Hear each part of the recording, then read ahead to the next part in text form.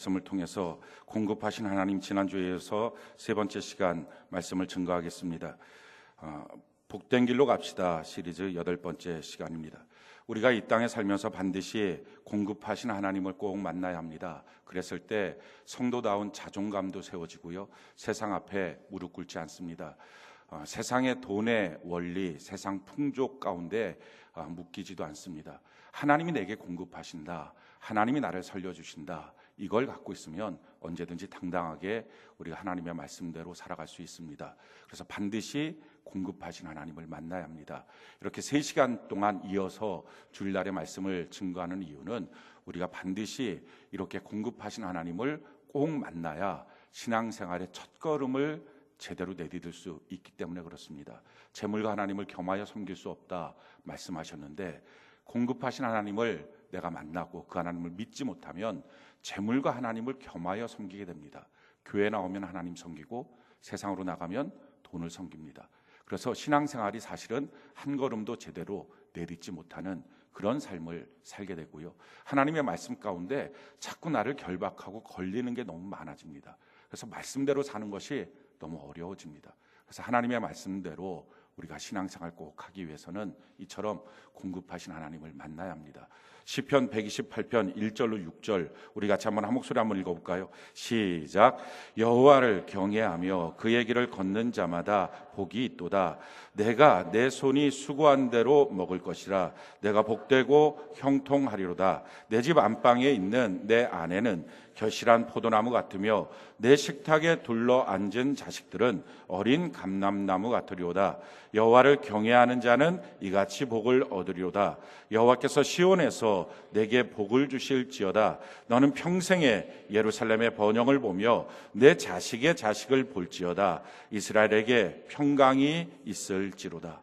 여호와 하나님을 경외하면서 그 신앙의 길을 가는 자에게 하나님은 복을 주신다 하는 것입니다. 그 복의 내용이 뭐냐면 2절에 보니까 내 손이 수고한 대로 먹을 것이다, 물질의 복을 주시고, 3절에 보니까 내 집 안방에는 내 아내는 결실한 포도나무 같으며, 그러니까 부부관계 속에 하나님이 개입하셔서 사랑과 기쁨과 행복을 끊임없이 공급해서 하나님이 함께 하시는 가정으로 만들어주겠다. 그리고 내 식탁에 둘러 앉은 자식들은 어린 감람나무, 이 감람나무가 올리브나무인데, 그러니까 이 기름기가 아주 많은 나무죠. 그러니까 윤택하게 자녀를 자라날 수 있도록 하겠다.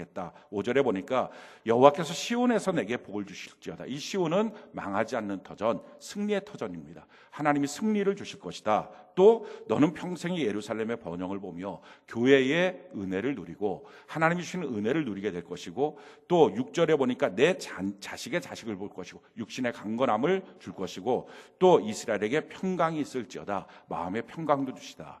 사실은 지금 여기 말씀에 소개되고 있는 내용들이 우리 사는데 꼭 필요한 것입니다. 물질도 필요하죠. 가정의 행복도 필요하고 자녀도 잘 자라야 합니다. 우리가 하는 일에는 성공도 있고 승리도 있어야 됩니다. 뿐만 아니라 우리가 예수 믿기 때문에 교회에 나와서 은혜를 받아야 되죠. 교회 나왔는데 은혜가 안 되면 이게 참 어렵습니다. 또 뿐만 아니라 장수해야 되고요, 몸도 강건해야 되고 마음도 편안해야 됩니다. 근데 문제는 이거는 우리의 노력으로 안 된다는 거예요. 다 필요한데 이게 꼭 있어야 되는데, 노력하면 노력한 만큼 딱딱 우리에게 주어진다면 얼마나 좋겠습니까? 부부간의 관계가 노력하면 행복해지고, 자녀도 내가 애쓰면 잘 자라나고, 하는 일도 내가 열심을 내면 성공을 하고, 또 교회 안에서도 내가 열심히 내면 은혜를 받고, 내가 또 몸 관리만 잘해도 장수를 하고, 마음도 편안하자 이렇게 애쓰면 편안해지고, 그럼 얼마나 좋겠습니까? 근데 그게 안 된다는 거예요. 다 필요한데, 그래서 이게 우리가 얻으려고 노력하는데 이게 노력으로 얻어지지 않는다는 거예요. 그게 성경 비밀을 말합니다. 그거는 노력으로 얻어지는 게 아니라 하나님을 경외하며 믿음의 길을 갈 때, 할렐루야, 하나님이 주시는 복이라는 것입니다. 그게 공급이에요. 우리 삶에 꼭 필요한 것들, 하나님의 공급을 받지 못하면 사실은 그 결핍 때문에 살아갈 수 없습니다. 우리가 이 하나님의 공급을 받도록 공급하신 하나님을 만나야 되죠. 그렇다면 이 공급하신 하나님을 어떻게 만나느냐 하는 것입니다. 가장 중요한 첫 번째는요, 믿음이에요. 공급하신 하나님에 대한 믿음입니다. 성경이 우리에게 이렇게 말합니다. 빌립보 4장 19절 우리 같이 한번 읽어볼까요? 시작. 나의 하나님이 그리스도 예수 안에서 영광 가운데 그 풍성한 대로 너희 모든 쓸 것을 채우시리라. 하나님을 향한 이 믿음이 있느냐 하는 것입니다. 하나님을 향한 믿음이 있게 되면요, 이렇게 내가 너를 공급해 줄 거야. 너가 이렇게 준비하면 내가 거기다 공급해 줄 거야. 그 하나님의 말씀이 너무 고마운 말씀이 돼요. 아, 날 사랑하셔서 공급받을 수 있는 길을 가르쳐 주셨구나. 날 사랑하셔서 하나님이 어떻게 하면 내가 공급받을 수 있는지 그 방법을 가르쳐 주셨구나. 그래서 그게 고맙고요. 그래서 하나님의 말씀이 날 사랑하시는 하나님의 배려라는 것이 느껴져요. 그런데 내가 하나님을 향한 믿음이 없잖아요. 그러면 하나님의 말씀이 법으로 느껴져요. 짐으로 느껴져요. 여러분들 교회에서 예배를 드릴 때, 설교를 들었을 때 그게 여러분들에게 짐으로 느껴집니까? 법으로 느껴집니까? 어쩔 수 없이 그래도 하나님의 말씀이니까 안간힘을 써서 지켜야지 이렇게 느껴집니까? 이유는요, 하나님을 안 믿어서 그런 거예요. 가만 생각해 보십시오. 공급하신 하나님을 정말 믿고 있다면 이렇게 너가 준비하면 내가 공급할 거야 하시는 그 하나님의 말씀이 만약에 없다고 합시다. 그럼 우리 속수무책 아니겠어요? 공급하신다는 약속은 내가 너무 믿는데 어떻게 공급받을지 모르니까 그게 너무 답답하지 않겠습니까? 아, 하나님이 공급해 주신다고 하는데 과연 나는 어떻게 공급할까? 어떻게 공급을 받을까? 근데 하나님이 따박따박 하나씩 가르쳐 주시는 거예요. 그럼 너무 고맙잖아요. 너무 감사하잖아요. 근데 만약에 이게 안 믿어지면 이렇게 해라 저렇게 해라. 왜 자꾸 하나님 삶도 힘든데 또 이것도 하라 그러고 저것도 하라 그러고 왜 이렇게 힘들게 합니까? 이렇게 말씀을 향해서 어려워지는 거예요. 이게 믿음의 문제입니다. 오늘 여러분들이 믿음을 갖는 은혜가 있기를 바랍니다. 그래서 오늘 이 시간에 이 믿음은 하나님이 주시는 건데요, 하나님의 선물입니다. 그래서 우리가 하나님께 구해야 됩니다. 하나님, 내게 하나님의 믿음을 허락하여 주시옵소서. 이 기도가 있어야 됩니다. 또 한 가지, 그럼과 함께 하나님을 향하여 믿음이 생기는 방법들을 향해서 달려가야 합니다. 믿음은 들음에서 들으면 그리스도의 말씀이라 그랬어요. 말씀을 기뻐하고요, 예배 시간을 아주 소중히 여겨야 됩니다. 그래서 예배 시간 지키는 거, 예배 시간에 내가 경청하는 거, 집중하는 거, 그렇게 하면서 우리 안에 믿음이 생기는 것입니다. 성경이 우리에게 이렇게 말씀하죠. 히브리서 4장 2절 우리가 참 읽어볼까요? 시작. 그들과 같이 우리도 복음 전함을 받은 자이나 들은 바 그 말씀이 그들에게 유익하지 못한 것은 들은 자가 믿음과 결부시키지 아니함. 왜 하나님의 말씀이 내게 유익됨이 없을까? 하나님의 말씀이 내게 고맙고 감사하고 주님의 사랑으로 안 느껴질까? 이유는 믿음으로 결부시키지 못하기 때문이라는 거예요. 오늘 그 믿음이 있어야, 하나님이 공급하신다는 이 믿음이 있어야 하나님의 방법들에 대해서 귀가 쫑긋해지고 그게 사랑으로 여겨지고요, 그래서 감사가 여겨지고요, 그렇게 하는 사람만 순종이 됩니다. 억지로 짐진 것 같은 사람이 며칠 순종하겠어요? 이거 평생 해야 될 일이거든요. 그러니까 순종이 안 되는 이유는 믿음의 문제예요. 우리가 하나님의 공급하심, 그 안에서의 믿음이 있기를 바랍니다. 빌립보서 4장 19절 우리 같이 한번 읽어볼까요? 시작. 나의 하나님, 빌립보서 4장 19절 같이 한 목소리 읽어봅시다. 시작. 나의 하나님이 그리스도 예수 안에서 영광 가운데 그 풍성한 대로 너희 모든 쓸 것을 채우시리. 이 믿음, 하나님이 나에게 채워주신다. 그 영광 가운데 그 풍성한 대로 나의 모든 쓸 것을, 필요를 공급하신다. 오늘 이 믿음이 우리 가운데 풍성한 은혜가 있기를 바랍니다. 그러면 이제부터 들려지는 하나님의 말씀이 감사가 될 거예요. 사랑의 말씀으로 들려질 거예요. 그래서 하나님을 향해서 고마움이 느껴지고요, 하나님을 향해서 기뻐하는 마음이 들 거예요. 그래서 예배 시간에 기뻐지는 거예요. 기뻐지는 것은 좋은 말하고 편안한 말하고 너 잘했다 이 말에서 기뻐지는 게 아니고요, 이런 기쁨은 사실은 삶에 나가서 아무 의미도 없어요. 아무 힘도 없어요. 그런데 하나님이 믿어지니까 주신 그 말씀이 너무 감사해서, 그래서 기뻐지는 그 기쁨이 순종의 능력이 되고요, 성취의 능력이 되고요, 약속의 말씀을 받는 능력이 됩니다. 오늘 우리가 이 믿음이 있는 은혜가 있기를 바랍니다. 자, 이 믿음이 준비되어 있다면 하나님이 어떻게 우리에게 공급하십니까? 지난주에 3가지 말씀드렸고 오늘 나머지 2가지 말씀을 드릴 겁니다. 지난주에 3가지에 대해서 우리가 다시 한번 간단하게 정리를 하고 오늘 2가지 말씀을 드릴게요. 제일 첫 번째, 하나님이 공급하시는 것을 우리는 어떻게 받느냐? 그것은 하나님의 축복을 나의 수고의 그릇에 받아야 된다. 다른 말로 말하면 게으르면 안 된다는 거예요. 열심을 내야 된다는 거예요. 사랑하는 성도 여러분, 우리가 다 일할 때 열심을 냅니다. 돈 벌 때 불철주야 돈을 법니다. 근데 사람은 2 종류의 사람이 있어요. 한 사람은 잘릴까 봐, 회사에서 다음 달에 못 먹을까 봐, 그렇게 안 하면 못 살까 봐 두려워서 열심히 하는 사람이에요. 두려워하면 망해요. 그게 아니라 하나님 주시는 말씀은 열심히 하는데 왜 열심히 하느냐? 날마다 나가면 하나님의 축복의 만나가 있다. 할렐루야. 믿으니까 열심을 내는 거예요. 하나님의 축복을 믿으니까 오늘도 나가면 하나님은 나에게 복을 주신다. 할렐루야. 그러니까 그 직장에, 그 가정에, 그 사업장에 열심을 내는 것입니다. 게으르지 않는 겁니다. 성경 게으름에 대해서 매우 질타하십니다. 성경이 이렇게 말합니다. 잠언 6장 9절로 11절 우리 같이 한번 읽어볼까요? 시작. 게으른 자여, 내가 어느 때까지 누워 있겠느냐? 내가 어느 때에 잠이 깨어 일어나겠느냐? 좀 더 자자, 좀 더 졸자, 손을 모으고 좀 더 누워 있자 하면 내 빈궁이 강도같이 오며 내 곰핍이 군사같이 이르리라. 우리가요, 게으르면 아무리 하나님의 축복이 약속돼 있어도 빈궁이 강도같이 옵니다. 그게 가난해지는 거예요. 성경이 오늘 16장 21절 같이 한번 읽어볼까? 오늘 읽었던 본문 말씀이죠. 16장 21절 같이 한 목소리 시작. 무리가 아침마다 각 사람은 먹을 만큼만 거두었고 햇볕이 뜨겁게 쬐면 그것이 쓰러졌더라. 아침 일찍 움직이는 거예요. 예수 믿는 사람들은. 오늦게 밤새도록 뭐 이상한 딴짓 하다가 오늦게 일어나서 할 일 없다가 빈둥거리고 다 없는 거예요. 축복은 싹 사라져버리고 만 거예요. 그래서 게으르지 않는 것. 게으른 사람의 변명에 대해서 성경은 이렇게 설명하고 있습니다. 잠언 26장 13절로 16절 우리 같이 한번 읽어볼까요? 시작. 게으른 자는 길에 사자가 있다, 거리에 사자가 있다 하느니라. 문짝이 돌저기를 따라서 도는 것 같이 게으른 자는 침상에서 도느니라. 게으른 자는 그 손을 그릇에 넣고도 입으로 올리기를 괴로워하느니라. 게으른 자는 사리에 맞게 대답하는 사람 7보다 자기를 지혜롭게 게으른 사람의 특징, 변명 핑계가 너무 많아요. 야, 일하러 나가야지. 길거리에 사자가 돌아다녀. 이게 무슨 말이나 되는 얘기입니까? 길거리에 이런 사자가 다닌다는 거예요. 그러니까 말도 안 되는 말이야. 위험천만이 어떻게 나가서 이래? 이렇게 하고 있는 거죠. 두 번째, 문짝이 돌저기를 따라 도는 것처럼 게으른 자는 침상에서 도느니라. 이게 뭐 부침개도 아닌데 이쪽으로 누웠다, 저쪽으로 누웠다. 그리고 뱅글뱅글 돌고 막. 눈이 뜨면 벌떡 일어나는 거예요. 침대는 자는 곳입니다. 침대는 딴짓하는 곳이 아니에요. 자는 곳이에요. 졸리면 눕고요, 눈 뜨면 일어나는 곳입니다.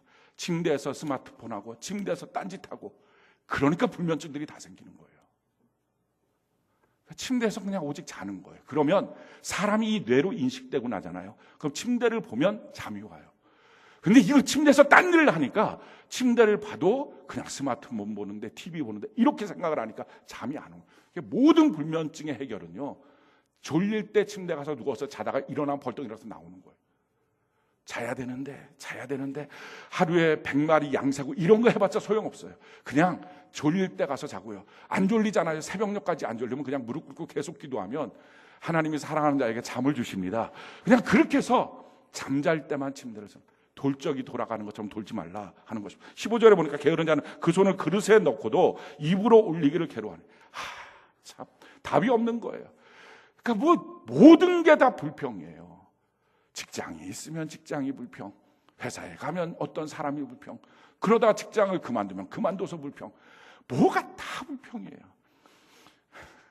사람이 없으면 외로워서 불평, 결혼하면 괴로워서 불평. 이게 뭐가 끊이질 않아요. 애가 없으면 애가 없어서 불평, 애가 있으면 애 때문에 속상해서 불평. 이게 다 게으른 사람입니다. 이걸 다 감사로 바꿀 수 있는 사람, 이게 필요합니다. 16절에 보니까 게으른 사람은 그럼에도 불구하고 사리에 맞게 대답하는 사람 7보다 자기를 지혜롭게 해요. 얼마나 자기가 옳다고 주장하는지, 자기가 맞다고 주장하는지. 일단 자기가 맞다고 주장하는 사람들은 대부분 틀린 사람, 게으른 사람입니다. 내가 틀렸습니다, 이게 정답이에요. 그래야 새로운 소리가 들리고 새로운 정보 가운데 인생을 한 걸음 더 전진할 수 있습니다. 게으르지 않는 것, 열심을 내는 것. 이럴 때 하나님의 복을 받는 공급하신 하나님을 만날 수 있습니다. 두 번째는요, 욕심을 부리지 않는 거예요.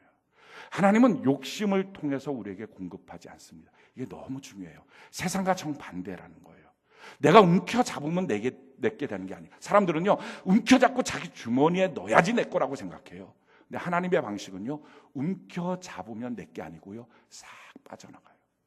전대에 구멍 낸 것처럼, 전대에 구멍 낸 것처럼 다 빠져나간다는 거예요. 성경이 우리에게 이렇게 말합니다. 야고보서 1장 14절로 15절 우리 같이 한번 읽어볼까요? 시작. 오직 각 사람이 시험을 받는 것은 자기 욕심에 끌려 미혹됨이니 욕심이 잉태한 즉 죄를 낳고 죄가 장성한 즉 사망을 낳는.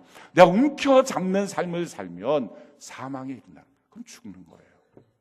성경이 이렇게 말합니다. 야고보서 4장 2절로 3절 우리 같이 한번 읽어볼까요? 시작. 너희는 욕심을 내어도 얻지 못하여 살인하며 시기하여도 능히 취하지 못함으로 다투고 싸우는도다. 너희가 얻지 못함은 구하지 아니하기 때문이요 구하여도 받지 못함은 정욕으로 쓰려고 잘못 구하며. 내가 욕심을 내어서는 얻을 수가 없다는 것입니다. 심지어 기도하는 것도 욕심으로 기도하는 것은 응답이 없다는 것입니다. 사람들의 착각은 이겁니다. 내가 내 주머니에 들어와야 내 거라는 거예요.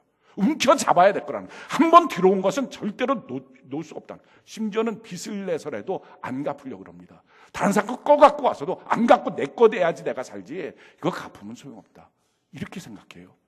그게 세상 방식이에요. 욕심으로는 하나님이 안 주십니다. 하나님이 주시는 방법은요, 나눔 속에 주시는 거예요. 우리가 이 사실을 알아야 돼요. 이게 공급하신 하나님을 만나는 방법이에요. 어려울수록 나눔이 있어야 돼요. 펌프를 하는데 물이 안 나와요. 그럼 어떻게 해야 됩니까? 물을 부어야 돼요. 거기다가. 그걸 마중물이라 그래요. 그냥 내 것만 채우자, 이거는 안 되는 거예요. 성경이 우리에게 이렇게 말합니다. 누가복음 6장 38절 우리 같이 한번 읽어볼까요? 시작. 주라 그리하면 너희에게 줄 터이니 곧 후이되어 누르고 흔들어 넘치도록 하여 너희에게 안겨주리라. 너희가 헤아리는 그 헤아림으로 너희도 헤아림을 도로 받을 것이니라. 하나님은 내게 물질을 주시고 내게 사랑을 주시고 기쁨을 주시고 그것이 어떻게 유통되는지에 대한 관심을 갖습니다. 그 물질이 어디로 흘러가는지, 그 사랑이 어디로 흘러가는지. 나 혼자 받고 기분 좋다 끝, 그게 아니고 그 기쁨이 어디로 흘러가는지, 그 유통에 관심을 가지세요. 그래서 만약에 흘러가지 않으면 그 다음번 차례는 없는 거예요. 그래서 우리가 기억해야 될 것은요, 내 자신을 누구로 알아야 되느냐는 거예요. 성경은 우리 자신을 심는 자로 알아야 된다는 거예요. 무엇을 심는 자요? 씨를 심어야 되는 자라는 것입니다. 우리는 맨날 하나님께 주세요 주세요 이렇게만 익숙한데 하나님이 우리 보고 말씀합니다. 경작하는 자라고. 이건 창세기 2장에 나오는 거예요. 처음부터 하나님이 사람을 만드시고 사람 보고 너는 경작하는 자야, 심는 자야 라고 하나님 말씀하셨어요. 성경이 우리에게 이렇게 말합니다. 고린도서 9장 10절 같이 한번 읽어봅시다. 시작. 심는 자에게 씨와 먹을 양식을 주시는 이가 너희 심을 것을 주사 풍성하게 하시고 너희의 의의 열매를 더하게 하십니다. 우리에게 심는 자라는 것입니다. 그게 심는 자이기 때문에 내게 주신 것들 가운데는 내가 먹을 양식이 있고요, 심어야 될 씨가 있다는 거예요. 다 먹으면 안 된다는 거예요. 하나님은 우리에게 주시고 씨를 심는지 유통을 보시고 있다는 거예요. 어디로 흘러가는지. 씨를 심어야 30배, 60배, 100배로 거둬진다는 거예요. 내가 다 먹고 나면 심을 게 없는 거예요. 그럼 거둘 것이 없다는 것입니다. 심어야 된다는 거예요. 그럼 우리가 심어야 될 게 뭡니까? 특히 물질적인 차원에서 심어야 될 것, 크게 두 가지예요. 하나는 헌금, 하나는 구제예요. 나눔이에요. 우리에게 주신 물질 안에는요, 이 씨가 있다고요. 성경이 우리에게 이렇게 말합니다. 말라기 3장 10절 우리가 좀 읽어볼까? 시작. 만군의 여호와가 이르노라 너희의 온전한 11조를 창고에 들여 나의 집에 양식이 있게 하고 그것으로 나를 시험하여 내가 하늘문을 열고 너희에게 복을 쌓을 것이 없도록 붙지 아니하나 보라. 그렇습니다. 여러분 11조 훈련할 때 어떤 사람들은 지금 물질이 없으니까 11조 훈련 못하고요, 하나님 물질을 많이 주시면 11조 훈련하겠습니다. 근데 안 돼요. 없을 때 시작하는 거예요. 11조 훈련은 100원이 있을 때 10원 11조는 그나마 쉬워요. 1000만 원이 있을 때 100만 원 11조는 매우 어려워요. 1억이 있을 때 1000만 원에 11조를 한다 그러면 막 하나님이 다 뺏어가는 것 같은 느낌이 들어요. 그러니까 조금 있을 때 그때 11조 훈련을 하는 거예요. 물질로서 내가 익숙해지기 전에 그래야지 그 씨가 뿌려져야 그 다음 달이 더 풍성하고 그 다음 달이 더 풍성합니다. 헌금에 대해서도 마찬가지 설명을 합니다. 잠언 3장 9절 10절 우리 같이 한번 읽어볼까요? 시작. 내 재물과 내 소산물의 처음 익은 열매로 여호와를 공경하라. 그리하면 내 창고가 가득히 차고 내 포도즙 틀에서 새 포도즙이 넘치. 내 재물과 처음 익은 열매, 이걸 첫 열매라 그러거든요. 근데 사실은 가만히 놓고 보면 헌금을 받는 사람 입장에서는 첫 열매가 안 좋은 거예요. 한 6개월 후의 열매나 5년 후의 열매가 좋은 거예요. 생각해 보세요. 첫 열매는 대부분 인턴 사원이나 뭐 이런 것들이기 때문에 월급이 훨씬 적어요. 모르십니까? 사업을 처음에 하면 훨씬 수입이 적어요. 이게 안정돼서 나중에 많아지면 좋아요. 그러니까 하나님이 만약에 물질이 목적이었다면 첫 열매 말씀 안 하십니다. 그런데 하나님 앞에 헌금의 훈련, 씨를 심는 자의 훈련을 위해서 너의 첫 것, 작은데 거기서부터 시작해야 된다. 이걸 가르쳐 주시는 거예요. 또 뿐만 아니라요, 우리가 다른 사람을 구제하는 것도 우리의 주신 것 안에 씨앗입니다. 성경이 우리에게 이렇게 말합니다. 잠언 11장 24절 25절 우리 같이 한번 읽어볼까요? 시작. 흩어 구제하여도 더욱 부하게 되는 일이 있나니 과도히 아껴도 가난하게 될 뿐이니라. 구제를 좋아하는 자는 풍족하여질 것이요 남을 윤택하게 하는 자는 자기도 윤택하여지리라. 우리가 하나님 앞에서 온전한 11조와 헌금하는 삶, 다른 사람을 구제하는 삶을 살게 되면 물질 관계가 깨끗해집니다. 주변 사람들과의 이 관계, 물질의 문제에 대해서 청결해집니다. 그때부터 하나님이 물질을 주실 수 있습니다. 세 번째, 우리가 지난주에 다뤘던 내용은요, 하나님을 신뢰하는 거예요. 두려워하지 말라는 거예요. 사람들이 오늘 먹으면서도 다음 달에 뭐 먹고 살지? 지금 아이가 유치원생인데 이 아이 대학 보낼 때 내가 학비나 있을까? 그걸 왜 벌써부터 고민하냐고요. 어차피 그때 가면 하나님이 도와주시는 거예요. 할렐루야. 지금 해봤자 소용없어요. 지금 뭐 보험 들고 뭐 하나 봤자 안 되더라고요. 저희 할머니가 저 태어나자마자 대학 보내겠다고 보험을 들었어요. 교육보험을. 뭐 보험이 제가 나쁘다고 지금 얘기하는 건 아니에요. 교육보험을 들었는데 그 당시에 그 교육보험이요, 대학에 들어가면 50만 원을 주는 거였어요. 그때 당시 학비가 10만 원이었어요. 제가 태어났을 때 대학이. 근데 제가 대학 들어갈 때는 300만 원이더라고요. 50만 원으로는 책 샀어요. 할머니가 이거 도대체 뭐 하는 거냐고. 이게 올라가지가 않아요. 그냥 그 상태가 그냥 그런 거예요. 지금 걱정하지 말아요. 지금 모아둔다고 해서 그때 보내는 거 아니에요. 모아두면 애가 공부를 해야 대학까지. 모아두면 대학 갑니까? 아이가 신앙적으로 영적으로 세워져야 되는 거지. 사랑하는 성도 여러분, 그거 지금부터 고민하지 않고 하나님이 주신 물질 안에서 오늘 주신 것들을 기뻐하는 은혜가 있기를 바랍니다. 만나를 통해서 가르쳐 주시는 것은요, 오늘 준 것 갖고 내일 어떻게 할까 막 남겨두고 이렇게 하지 마. 다 썩어버린다는 것입니다. 성경이 이렇게 말하죠. 잠언 10장 24절 같이 한번 읽어봅시다. 시작. 악인에게는 그의 두려워하는 것이 임하거니와 의인은 그 원하는 것이 이루어진. 두려워하지 마십시오. 다음 달 어떻게 살까? 앞으로 어떻게 살까? 다음 주에 어떻게 살까? 신기한 건요, 살아가요. 또 지금까지 우리가 그렇게 살아왔어요. 다음번에는 어떻게 살까? 이상하게 살게 되는 거예요. 하나님의 만나가 있는 거예요. 할렐루야. 그러니까 두려워하지 않는 은혜가 있기를 바랍니다. 로마서 8장 32절 우리가 한번 읽어볼까요? 시작. 자기 아들을 아끼지 아니하시고 우리 모든 사람을 위하여 내주시니가 어찌 그 아들과 함께 모든 것을 우리에게 주시지 아니하겠느냐. 아멘.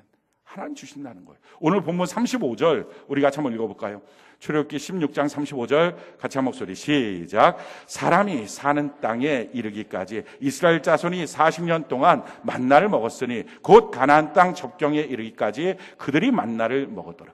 사람이 사는 땅에 이르기까지 이스라엘 백성들이 40년 동안 만나를 먹었다. 그러니까 이스라엘 백성들이 살았던 광야, 만나 먹었던 땅은 어떤 땅이라는 겁니까? 사람이 살 수 없는 땅이라는 거예요. 사람이 살 수 없는 땅, 자기의 무엇을 통해서도 살 수 없는 땅. 근데 하나님은 40년을 하루같이 날마다 그들에게 만나를 주셨다는 거예요. 할렐루야. 이 신실하신 하나님, 오늘도 동일하게 우리에게 공급하여 주시는 것입니다. 그래서 성경이 이렇게 말하죠. 마태복음 6장 33절로 34절 우리 같이 한번 읽어볼까요? 시작. 그런즉 너희는 먼저 그의 나라와 그의 의를 구하라. 그리하면 이 모든 것을 너희에게 더하시리라. 그러므로 내일을 위하여 염려하지 말라. 내일은 내일이 염려할 것이요 한날의 괴로움은 그날로 족하나. 이 말씀을 정말 여러분들 삶 속에 적용했으면 좋겠어요. 내일은 내일이 염려한다는 거예요. 내가 염려하는 게 아니라 내일이라고 하는 시간이 염려할 거라는 거예요. 걱정하지 마시고 신실하신 하나님을 믿는 은혜가 있기를 바랍니다. 이 말씀까지가 지난주에 우리가 다뤘던 말씀이에요. 성실하게 열심을 냅시다. 욕심으로 살지 말고 나눔으로 삽시다. 또 우리가 하나님을 신뢰하고 믿으면서 살아야 됩니다. 맨날 오늘 먹으면서도 내일 먹는 거 걱정, 돈 걱정, 자녀에게 맨날 그런 걱정 나타내고 그걸로는 하나님의 공급을 받지 못합니다. 하나님의 공급을 받는 것은요, 하나님을 향한 기대와 소망이 있어야 됩니다. 오늘 나머지 두 가지에 대해서 말씀을 드리겠습니다. 그 네 번째 내용이 바로 22절부터 25절입니다. 오늘 읽었던 본문 말씀 출애굽기 16장 22절부터 25절 우리 같이 한번 한 목소리 읽어봅시다. 시작. 여섯째 날에는 각 사람의 갑절의 식물 곧 하나의 2오멜씩 거둘지라. 회중이 모든 지도자가 와서 모세에게 알림해 모세가 그들에게 이르되 여호와께서 이같이 말씀하셨느니라. 내일은 휴일이니 여호와께 거룩한 안식일이라. 너희가 구울 것은 굽고 삶을 것은 삶고 그 나머지는 다 너희를 위하여 아침까지 간수하라. 그들이 모세의 명령대로 아침까지 간수하였으나 냄새도 나지 아니하고 벌레도 생기지 아니한지라. 모세가 이르되 오늘은 그것을 먹으라. 오늘은 여호와의 안식일인즉 오늘은 너희가 들에서 그것을 얻지 못하리라. 안식일, 주일 성수에 대한 내용입니다. 하나님이 우리에게 물질을 공급해 주시는 방법은 온전한 주일 성수예요.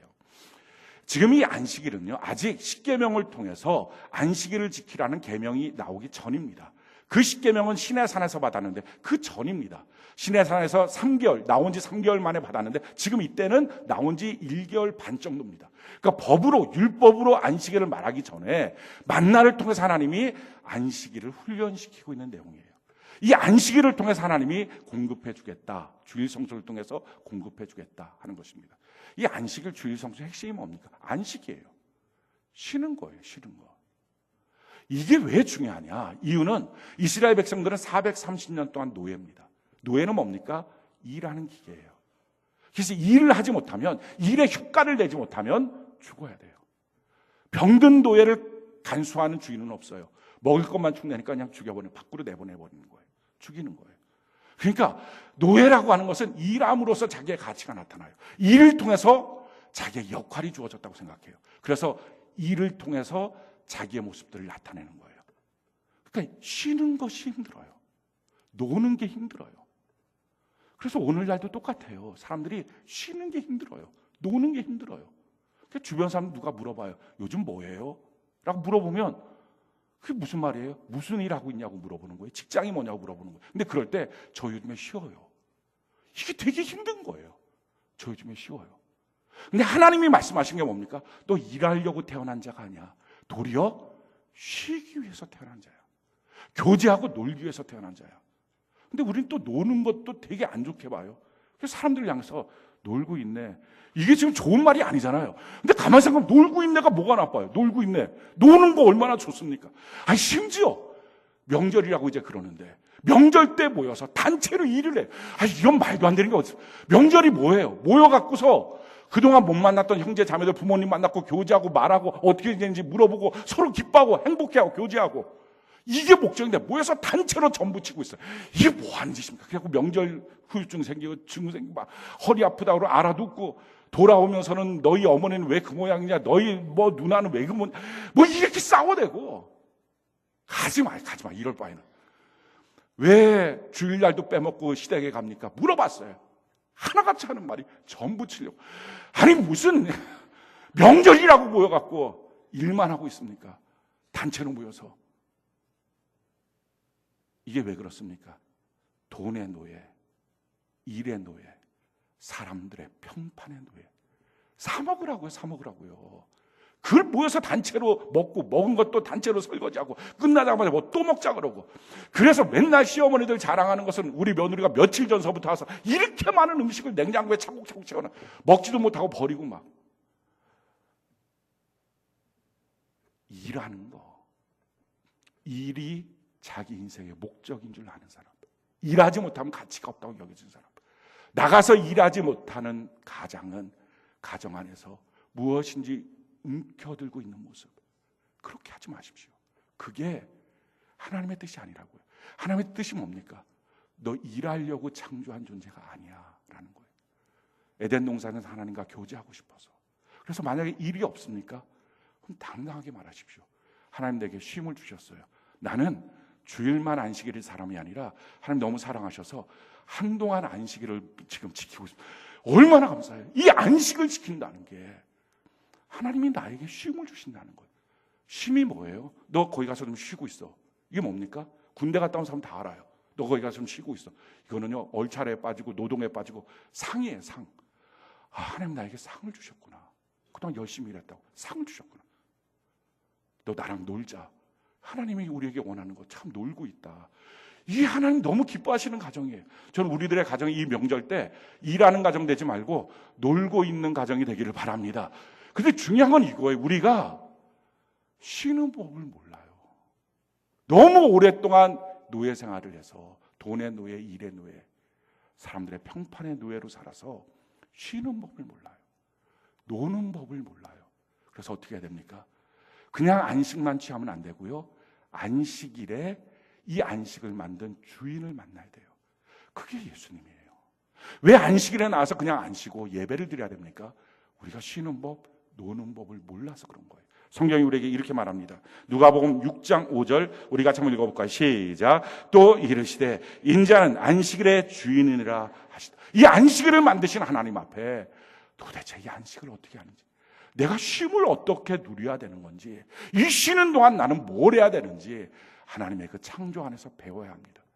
쉴 때 뭐 해야 됩니까? 안식일에 뭘 해야 됩니까? 하나님이 가르쳐준 게 두 가지가 있어요. 제일 첫 번째, 배우라는 거예요. 성경이 우리에게 이렇게 말합니다. 마태복음 11장 28절로 30절 우리가 한번 읽어볼까요? 시작. 수고하고 무거운 짐진 자들아 다 내게로 오라. 내가 너희를 쉬게 하리라. 나는 마음이 온유하고 겸손하니 나의 멍에를 메고 내게 배우라. 그리하면 너희 마음이 쉼을 얻으리니 이는 내 멍에는 쉽고 내 짐은 가벼움이라 하시니라. 수고하고 무거운 짐진 자들아 쉬어라. 이게 하나님의 뜻이에요. 근데 쉴 때 여러분들 하루 종일 TV만 보고 있어 보십시오. 그럼 어떻게 됩니까? 저녁 때 되면 머리가 터지려고 그래요. 이 전자파와 더불어서 막 정신없어. 그렇게 하고 월요일날 한번 회사 가보십시오. 미쳐버릴 것 같은 거예요. 그건 쉼이 아니에요. 왜? 육신적으로 길게 누워있다고 쉬는 게 아니고요. 마음이 쉬어야 돼요. 하나님이 마음이 쉬는 방법을 뭐라고 말합니까? 주님의 멍에를 메고. 그게 뭐예요? 그게 예배예요. 그 멍에를 메고 뭐 하라고요? 온유와 겸손을 배우라. 그래서 교제하고 섬기는 것, 워십 서비스, 하나님을 향해서 여러 가지 봉사를 하는 것, 이거 해야 된다는 것. 이게 안식일에 쉼을 얻는 방법을 배우는 것입니다.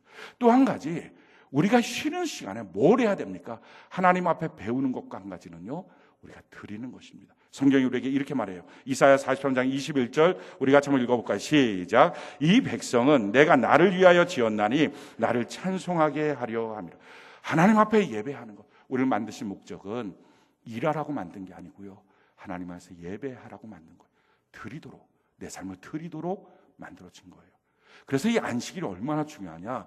이 안식일을 지키느냐 안 지키느냐에 따라서 하나님의 백성인지 아닌지를 결정하겠다 그러셨어요.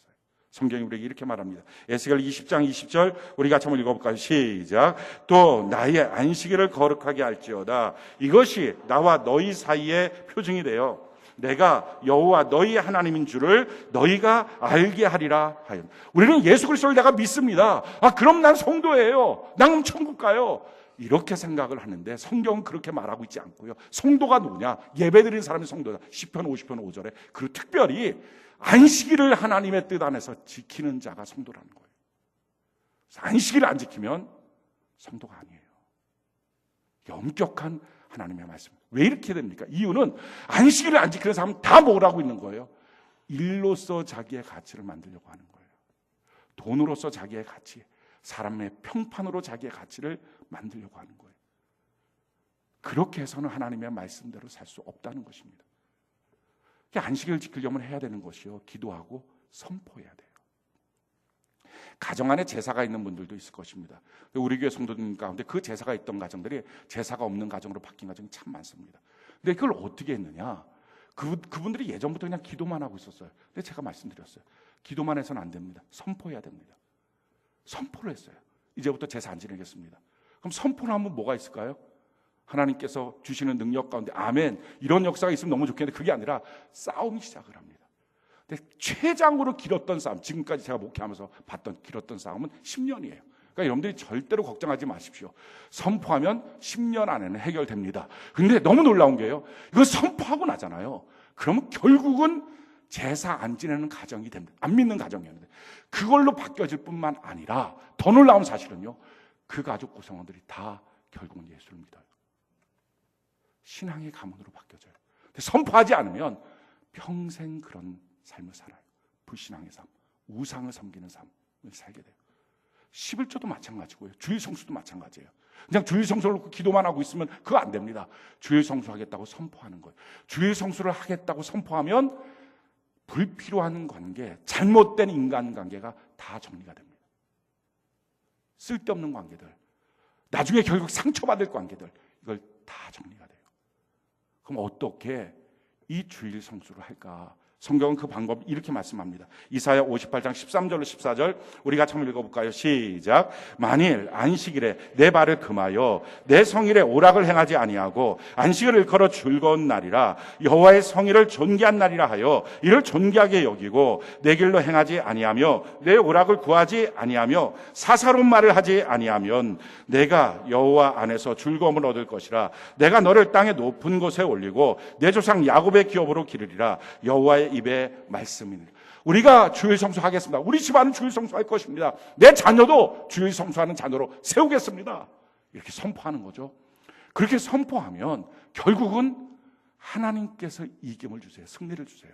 사랑하는 성도 여러분, 하나님은 반드시 우리에게 승리를 주십니다. 이김을 주십니다. 그런데 이김을 주신 하나님 앞에 그 승리를 얻을 수 있는 유일한 방법이 있다면 우리가 싸워야 돼요. 안 싸우고 승리를 어떻게 얻습니까? 싸우는 것, 하나님을 믿음으로 선포하는 거예요. 그리고 조금 견디십시오. 이 견디는 방법이 뭡니까? 그 주일날을 선포해 놓고 자기 유익에 따라서 선포한 말을 이렇게 저렇게 바꾸지 말라는 거예요. 시댁 갈 때는 주일 성수해야 돼. 해외여행 가자. 아멘. 그렇게 하고 가고. 이게 소용없는 거예요. 시댁은 안 됩니다. 저는 내 교회에서 예배를 드릴 겁니다. 친정 가야죠. 아멘. 그렇게 하고 가고. 그러니까 누가 봐도 속이 뻔한 것 같으면 이 말씀이 지켜지겠냐고요. 자기의 유익 속에서도 아니에요. 하나님의 말씀대로 서겠습니다. 이게 있어야 됩니다. 자기 유익 따라다니지 않는. 그래서 뭐라고 말합니까? 안식일에 내 발을 금하여 내 성일에 오락을 행하지 않고 내 성일에 너의 길로 다니지 말고 너의 삶에 사사로운 말들 하지 마라. 자기 유익을 따라서 자기 하고 싶은 대로 자기의 즐거움을 따라서 쫓아다니지 말라. 그러면 하나님께서 너를 즐겁게 만드시고 하나님께서 너를 높여주시고 하나님께서 너를 야곱의 기업으로 길어주겠다. 풍성한 복을 주시겠다. 지금도 이 말씀은 살아있는 말씀입니다. 여러분들이 아마 이랜드라고 하는 그룹을 알 것입니다. 제 대학교 졸업할 때쯤 됐을 때 그 이랜드 매장들이 세워졌어요. 그 의료 유통업인데요. 그 신촌에 세워졌고 또 여기저기 이렇게 잠실 쪽에 한두 개 세워졌고. 근데 그게 이제 아이비리그, 미국의 아이비리그 옷 같은 그런 느낌이라서 대학생들이 갑자기 좋아했어요. 중저가로 나와서 괜찮다고 생각해 좋아했어요. 근데 이 이랜드를 만든 사람이 사랑의 교회 집사님이었습니다. 지금 장로님이 되셨는데 결심한 게 뭐냐면은 주일 성수 온전하게 했다. 이 결심을 했어요. 근데 사람들이 다 미쳤다 그랬어요. 왜냐하면 의류 유통업, 옷을 파는 거잖아요. 근데 이 의류 유통업을 하려면 여러분들도 아시겠지만 대낮 그 평일날에 가서 옷 살 사람이 몇 명이나 되겠어요?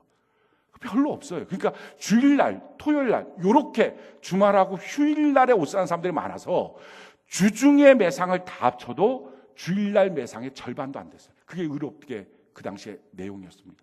근데 주일날을 쉬어버리겠다는 거예요. 망했다고 저 집 안 된다고. 그런데 그걸 지켰어요. 지금 우리가 알잖아요. 20대 대그룹으로 일어났어요.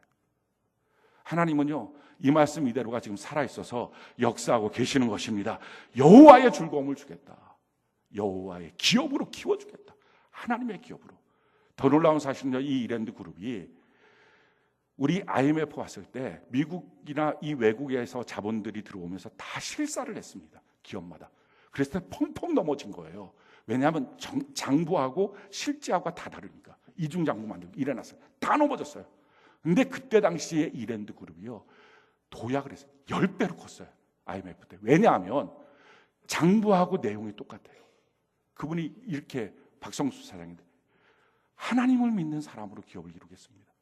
그래서 회계 장부 일치하게 만들어야 된다. 그래서 외국에 있는 자본들이 그 회사로 들어와 버린 거예요. 믿을 수 있다. 그래서 하나님은요, 하나님의 말씀을 지키는 사람을 하나님은 복을 주십니다.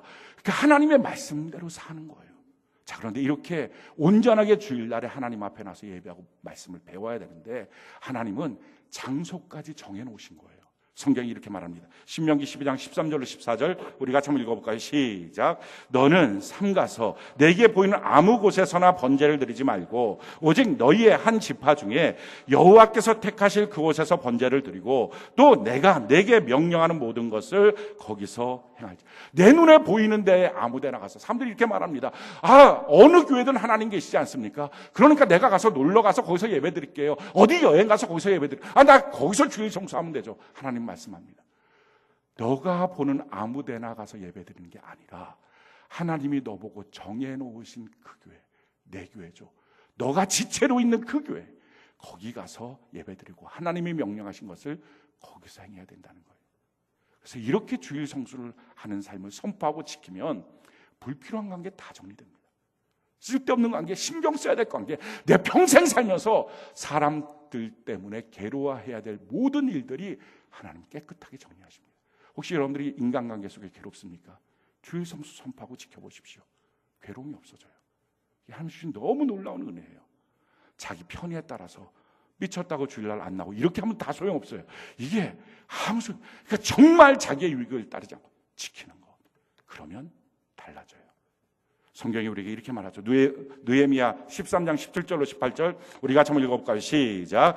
내가 유다의 모든 귀인들을 꾸짖어 그들에게 이르기를 너희가 어찌 이 악을 행하여 안식일을 범하느냐? 너희 조상들이 이같이 행하지 아니하였느냐? 그래서 우리 하나님이 이 모든 재앙을 우리와 이 성읍에 내리신 것이 아니냐? 그럼에도 불구하고 너희가 안식일을 범하여 진노가 이스라엘에게 더욱 심하게 하도록 하는도다 하고 안식일을 범하면 하나님의 재앙과 진노가 있다 하는 것입니다. 하나님의 법을 지키며 이 하나님의 말씀대로 살아갈 때 하나님이 주시는 공급하신 하나님을 만날 수 있습니다. 만약에 공급하신 하나님을 믿지 못하고 이 하나님을 지금 사랑하지 못하면 이 주일 성수 11조 이런 법칙들은요 다 무거운 짐일 거예요. 지금 그러지 않아도 내가 예수 믿는 게 힘들어 죽겠는데 이런 것까지 지키며 있으라고? 이렇게 짐을 지라고? 근데 만약에 정말 하나님을 믿고 그 하나님을 사랑하고 공급하심을 믿는다면요 하나님 안에서 이 부분이 얼마나 귀한 선물이라는 걸 알아요. 날 향한 하나님의 사랑의 말씀이구나. 내가 이렇게 살겠습니다. 이렇게 하면 하나님 된다고요. 이렇게 하면 내 평생을 하나님이 공급하시겠다고요. 너무 쉽잖아요 인생이. 마지막 5번째입니다. 어떻게 하실 때 하나님이 어떻게 우리가 할 때 하나님이 공급하시냐. 32절 33절 우리 같이 한번 읽어볼까요? 출애굽기 16장 32절 33절 우리 같이 한번 읽어봅시다. 시작. 모세가 이르되 여호와께서 이같이 명령하시기를 이것을 오멜에 채워서 너희의 대대 후손을 위하여 간수하라. 이는 내가 너희를 애굽 땅에서 인도하여 낼 때에 광야에서 너희에게 먹인 양식을 그들에게 보이기 위함이니라 하셨다 하고 또 모세가 아론에게 이르되 항아리를 가져다가 그 속에 만나 한 오멜을 담아 여호와 앞에 두어 너희 대대로 간수하라. 이 만나가 그냥 그 다음날만 되면 썩어버렸는데 토요일날 거둔 거는 안식일날 돼도 안 썩고요. 지금 한 호멜에 지금 담아있는 이 만나 후대들에게 보여주기 위해서 하나님이 이렇게 양식을 주셨다. 그 광야에서 사람이 살 수 없는 땅에서 하나님이 책임주셨다. 하나님이 안 주셨으면 우린 거지였고 난민이었는데 하나님이 주셨다. 주머니에 돈 한 푼 없어도 내일 또 하나님 만나 주신다. 이 믿음 갖고 우리가 40년 살았다. 그 만나를 저장해 놓으라. 안 썩는 거예요. 이건 지금 무엇을 말합니까? 우리만 하나님을 만나면 안 되고 반드시 우리 자녀들이 하나님을 만나도록 해야 된다는 거예요. 성경이 우리에게 이렇게 말합니다. 창세기 18장 17절로 19절 같이 한번 읽어볼까요? 시작. 여호와께서 이르시되 내가 하려는 것을 아브라함에게 숨기겠느냐? 아브라함 강대한 나라가 되고 천하 만민은 그로 말미암아 복을 받게 될 것이 아니냐? 내가 그로 그 자식과 건속에게 명하여 여호와의 도를 지켜 의와 공도를 행하게 하려고 그를 택하였나니 이는 나 여호와가 아브라함에게 대하여 말한 일을 이루려 함이라. 아브라함을 택한 이유는 그 아브라함을 통해서 그 가족 전체가 한 명도 지옥 가는 자손 없도록 다 예수 믿도록 하나님의 복을 받도록 세우기 위함이었다는 것입니다. 우리도 마찬가지예요. 우리를 세우신 목적은요, 우리를 통해서 우리 자녀들이 한 명도 지옥 가는 자녀 없도록 하나님 안에서 온전하게 하나님을 만나고 그 복을 받는 복의 통로가 되도록 세우기 위한 것입니다. 그래서 우리 자녀들에게 양육하고 가르쳐야 됩니다. 이스라엘이 출애굽을 하고 가나안 땅에 정착하기까지가 100년의 세월인데 이 100년의 세월을 4등분을 할 수 있습니다. 모세 시대 40년이에요. 이 40년 광야 생활 모세 시대 때는요, 성막을 짓고 율법을 만들었던 시대입니다. 하나님의 백성으로 세워지는 시대예요. 그 다음이 30년 여호수아의 시대입니다. 가나안 땅을 정복하고 하나님의 약속대로 그 가나안 땅을 쟁취하는 것입니다. 그 다음 30년이 장로들의 시대입니다. 이 장로들의 시대는요, 하나님의 역사를 봤습니다. 그 본 역사를 자기 자녀들에게 가르쳐주고 양육하는 시대였습니다. 성경이 이것을 이렇게 말합니다. 사사기 2장 7절 우리 같이 한번 읽어볼까요? 시작. 백성이 여호수아가 사는 날 동안과 여호수아 뒤에 생존한 장로들 곧 여호와께서 이스라엘을 위하여 행하신 모든 큰 일을 본 자들이 사는 날 동안에 여호와를 섬겼더라. 그들이 사는 날 동안에도 하나님을 섬겼습니다. 문제는 그들의 사명은 모세는 하나님의 백성으로 세우는 것, 여호수아는 하나님의 땅을 성공적으로 쟁취하는 것, 그리고 장로들의 시대 때는 양육인데 문제는 그 양육에서 어긋난 거예요. 양육을 안 했어요. 그래서 그 장로들의 시대 다음에 나타난 시대가 어떤 시대냐? 사사기 2장 10절 같이 한번 읽어볼까요? 시작. 그 세대의 사람도 다 그 조상들에게로 돌아갔고 그 후에 일어난 다른 세대는 여호와를 알지 못하며 여호와께서 이스라엘 위하여 행하신 일도 알지 못해. 아니, 믿지 못했다는 얘기가 아니에요. 믿는 건 고사하고 알지도 못한 거예요. 이게 무슨 말입니까? 믿음을 하나님이 주시는데요, 알지도 못했다는 말은 양육을 실패했다는 거예요. 안 가르쳤다는 거예요. 왜 안 가르쳤을까요? 가나안 땅에 정착해서 어떻게 하면 너 공부 잘하지? 어떻게 하면 너 좋은 대학 가지? 어떻게 하면 너 성공하지? 어떻게 하면 너 좋은 회사 가지? 어떻게 하면 너 세상에서 잘 살지? 이거 가르쳐 주느라고 하나님의 백성으로 하나님을 알고 믿고 사는 법을 안 가르친 거예요. 그래서 이런 생각을 했을 거예요. 언젠가 기회가 있겠지. 지금은 대학 가는 게 급해. 그러니까 너 교회 가지 말고 대학 가기 위해서 학원 가. 지금은 너 좋은 회사 가는 게 급해. 그거 먼저 해. 지금은 너 좋은 사람이라 결혼하는 게 좋아. 그래서 믿지 않는 남편, 믿지 않는 아내 만나서 엉망진창되는 거예요. 성경의 말씀대로 어긋나 있으니까. 사랑하는 성도 여러분, 그러면서 이런 생각을 해요. 언젠가는 때가 있을 거야. 언젠가는 때가 있을 거야. 아니, 내가 예수 잘 믿고 있으면 내 자녀가 본을 받겠지. 그래서 예수 잘 믿겠지. 사랑하는 성도 여러분, 우리가 정말 예수 잘 믿으면 옆에 사람들 예수 잘 믿나요? 안 그래요. 만약에 그랬다면 고린도전서 1장 21절 말씀처럼 전도에 미련한 방법으로 믿는 자를 구원하겠다고 하나님 말씀 안 하셨을 거예요. 너가 제대로만 살아라. 주변 사람 다 예수 믿는다. 이렇게 말했겠죠.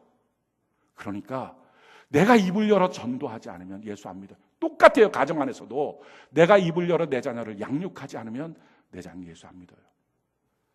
어떻게 양육하라고 성경 기록합니까? 신명기 6장 6절로 9절 우리가 한번 읽어볼까요? 시작. 오늘 내가 내게 명하는 이 말씀을 너는 마음에 새기고 내 자녀에게 부지런히 가르치며 집에 앉아있을 때든지 길을 갈 때든지 누워있을 때든지 일어날 때든지 이 말씀을 강론할 것이며 너는 또 그것을 내 손목에 매어 기호를 삼으며 내 미간에 붙여 표를 삼고 또 내 집 문설주와 바깥문에 기록할지니라. 이렇게 끊임없이 반복적으로 가르치라는 거예요. 뭘 가르쳐야 됩니까? 인생을 가르쳐야 됩니다. 우리 인생이 3생이라는 거. 1생 어머니 뱃속에 있을 때 그 육신을 만들어서 육신의 때를 준비하면서 살았던 것처럼 지금 영혼의 때를 위하여 3생을 위하여 그 영적인 몸을 만들기 위해서 준비하는 때라는 거. 이거 안 가르쳐 놓으면요, 뭘 해도 이 세상의 원리, 세상 풍조, 돈의 원리 앞에 무릎 꿇게 됩니다. 왜? 그게 당장 자기 눈앞에 실감나니까. 천국이 실감나지 않으니까. 두 번째 가르칠 게 뭡니까? 성경대로 예수 믿어라. 가르치라는 거예요. 제가 금요일 날 우리 교회 성도님들하고 같이 식사교제를 했습니다. 근데 그 식사교제 하면서 참 깜짝 놀랄 일을 들었어요. 우리 주변에 있는 교회입니다. 꽤 이름 있는 큰 교회입니다. 근데 그 교회 셀장이 그 셀원들한테 술을 사준대요. 같이 술 먹고 교제한대요. 근데 그것만 해도 정말 통탄할 일인데 그 다음 말이 저를 더 기가 막히게 만들었어요.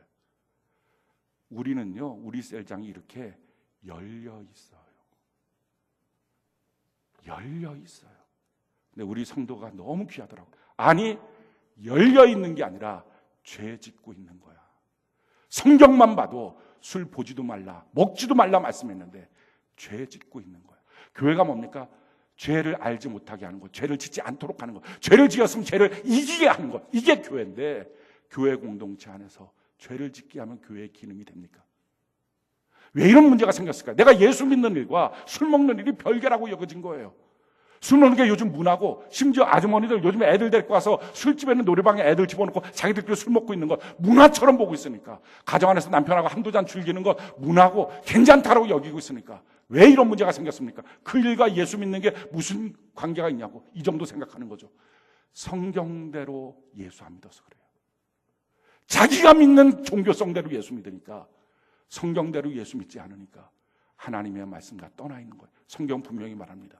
요한복음 12장 48절에 마지막 날 심판할 때는 너의 종교성이 아니라 하나님의 말씀대로 심판할 것이다. 말씀에 서 있지 않으면 그럼 안 되는 거예요. 성경대로 예수 믿어야 돼. 이거 가르쳐야 돼요. 우리 다음 세대에게. 우리 다음 세대에게 하나님을 믿고 경외하고 사랑하는 것보다 더 가치 있는 일 없다. 이거 가르쳐야 됩니다. 너는 너 혼자 신앙생활 못한다. 교회 공동체에서 함께 해야 된다. 이거 가르쳐야 합니다. 그거 가르치려면 어떻게 해야 될까요? 부모부터 제대로 신앙 서 있어야 됩니다. 근데 이거 해야 하나님은 그 가정에 공급해 주시겠다 하는 것입니다. 돈 때문에 맨날 걱정하고 고민하고 어떻게 하면 좋냐고 자녀들 앞에서 맨날 돈 때문에 힘들어하고 괴로워하는 그 모습만 보여주고 있으면, 그 불신앙이 자녀에게 대물림되면 어떻게 공급하신 하나님을 만날 수 있습니까? 지혜로운 가정은요, 자녀에게 돈 얘기하지 않는 거예요. 돈이 많아서가 아니에요. 언제 자녀에게 물질에 대한 내용이 그 안에서 하나님이 공급하신 것들 가르쳐 줄 수 있습니까? 어려울 때, 힘들 때.